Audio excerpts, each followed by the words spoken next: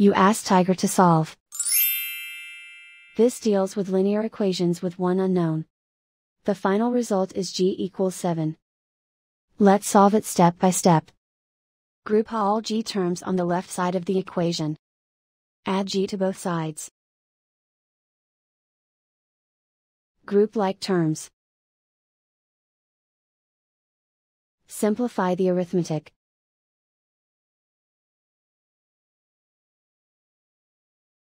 Group all constants on the right side of the equation. Subtract 7 from both sides.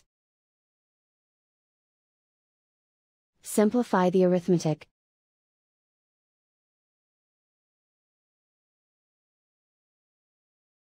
Convert the g into a positive number. Multiply both sides by -1.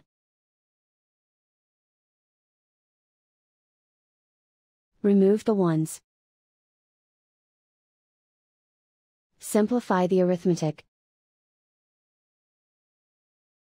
And so the final result is g equals 7.